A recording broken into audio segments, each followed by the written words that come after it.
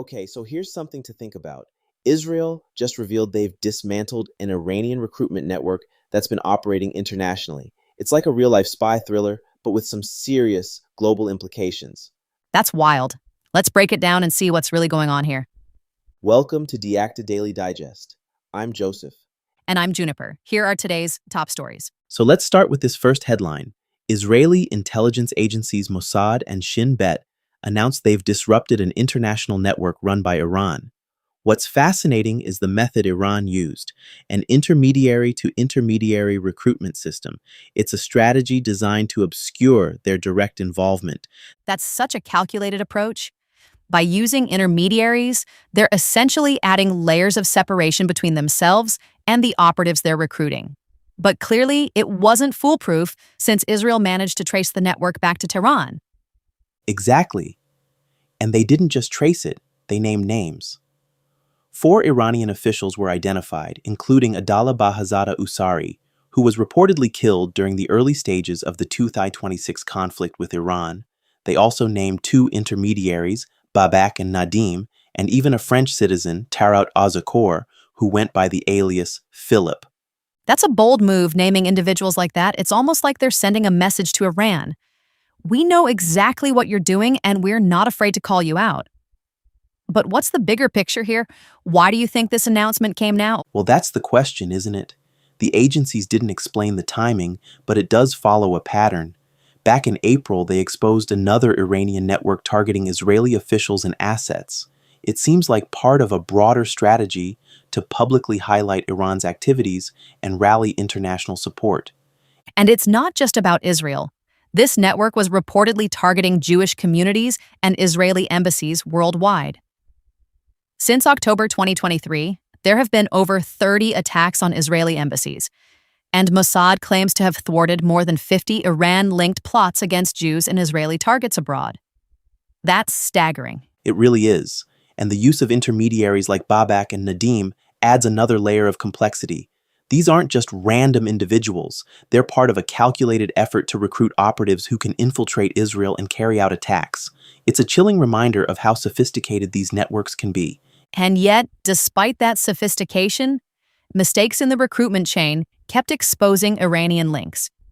It's almost ironic.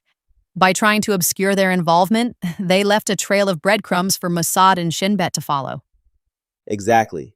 And speaking of breadcrumbs, let's shift gears to something a little lighter. The FIFA World Cup 2026 themed USB-C drives from SanDisk. It's a bit of a palate cleanser after that intense first story. Definitely a lighter topic. These drives are officially licensed and come in 64GB and 128GB versions, with designs inspired by the tournament and its host nations. They're practical, but also a fun way to celebrate the World Cup. And they're not just about the design. With read speeds up to 300 MB, these drives are perfect for storing photos, videos, and other media from the matches or celebrations. Plus, they come with a lanyard, which is a nice touch. It really is. And at $19 for the 64GB version, they're pretty affordable. It's a small investment for something that's both functional and a nod to one of the biggest sporting events in the world. It's a smart way to combine fandom with functionality. And the USB-C connector makes them compatible with modern Android devices, tablets, and laptops. It's all about convenience and ease of use. Exactly. And the sale price makes them even more appealing. It's a great example of how companies can tap into the excitement of a global event like the World Cup to create products that resonate with fans. Speaking of global events, let's move on to our third story, the US-Saudi Civil Nuclear Pact and its connection to the Abraham Accords. This one's a bit more complex and has far-reaching implications. Absolutely. The White House has made it clear that the proposed nuclear agreement with Saudi Arabia hinges on Riyadh normalizing relations with Israel by joining the Abraham Accords. It's a significant condition, especially given the current regional tensions. And those tensions are only escalating. Just look at the recent vote in the U.S. House of Representatives to withdraw forces from the conflict with Iran. It's a contentious issue, with lawmakers framing it as a rebuke of the administration's military actions. And then there's the report about Iran moving IRGC personnel and equipment to Yemen. That's another layer to this already complicated situation. It's clear that Iran is trying to bolster Houthi operations, which only adds to the instability in the region. And the Houthi-linked attacks on Saudi oil tankers in the Red Sea have already had a global impact. Oil prices spiked above $100 per barrel, which shows just how interconnected these events are. It's not just a regional issue, it affects the entire world. Exactly. And then you have Trump's response, threatening major military punishment for Iran and the Houthis if the attacks continue. It's a stark reminder of how volatile the situation is. And amidst all this, there are some signs of progress, like the improvements in Gaza's food security. But even those gains are fragile and require sustained support. It's a reminder that while there are glimmers of hope, the challenges remain immense. Absolutely. And the regional dynamics are so complex.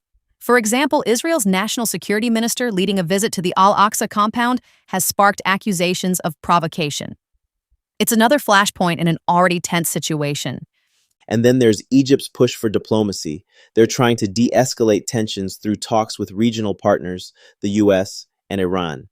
It's a tough road, but it's good to see efforts being made toward peace. It is. But as we've seen, the road to peace in the Middle East is never straightforward. There are so many moving parts, and any progress can be easily derailed. Well, that's the challenge, isn't it? Balancing diplomacy, security, and the realities on the ground.